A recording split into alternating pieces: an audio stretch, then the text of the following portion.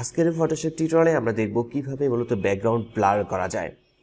তো background blur করার জন্য আমাদের এখানে যে ছবিটি রয়েছে এর পূর্বে যে কাজটি করেছিলাম সেটা যে পূর্বে ছিল এরকম, পরবর্তীতে হয়েছে ঠিক এরকম।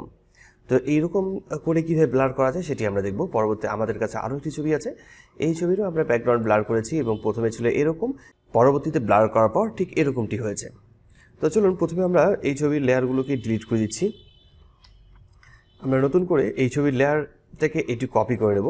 এই ছবিটিকে প্রথমে এটি কপি করে নেব, এরপর এই ছবিটিকে সিলেকশন করব। সিলেকশন করার জন্য আপনারা ব্যবহার করবেন পেন টুল, আর আমি এখান থেকে ব্যবহার করছি কুইক সিলেকশন টুল।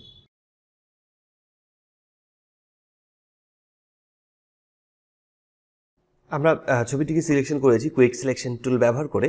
এরপর কন্ট্রোল জে প্রেস করে আমরা এটিকে আরেকটি কপি করে নেব।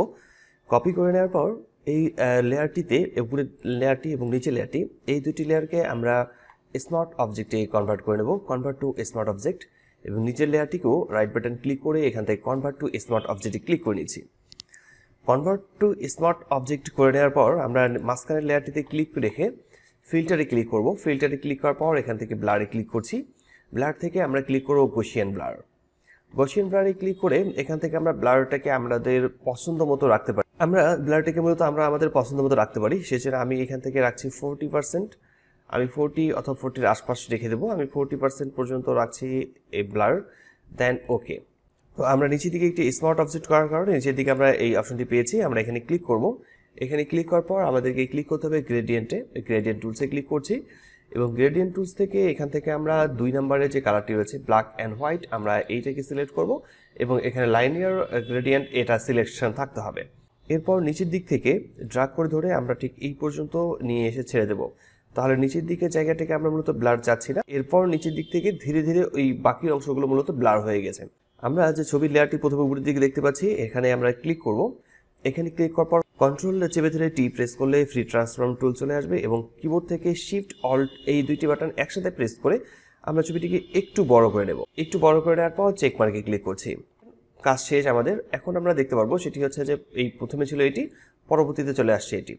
আমাদের এখানে আরও একটি ছবি আছে, এই ছবিটিরও সবগুলো লেয়ারকে আমরা ডিলিট করে দিচ্ছি।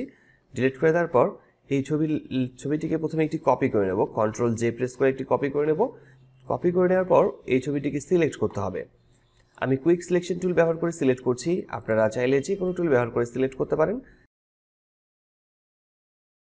এই ছবির সিলেকশন হয়ে যাওয়ার পর আমরা একে কপি করে নেব। কন্ট্রোল জে প্রেস করলে কপি হয়ে যাবে।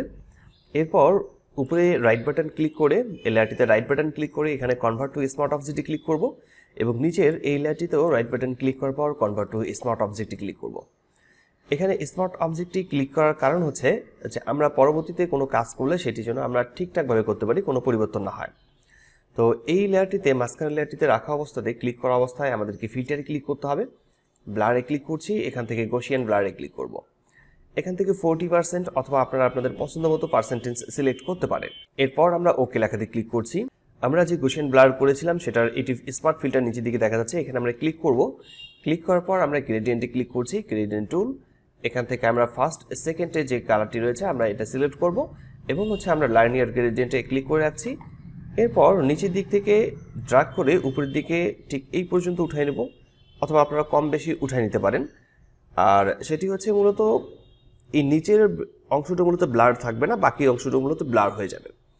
এরপর ছবি লেয়ারটিতে ক্লিক করব, যেটি আমরা কপি করেছিলাম একটু আগে। কন্ট্রোল টি প্রেস করে ফ্রি ট্রান্সফর্ম টুল সিলেক্ট করছি। শিফট এবং অল্টার দুইটি বাটন একসাথে চেপে ধরে ছবিটিকে একটু বড় করে নেব। এরপর চেক মার্কে ক্লিক করব।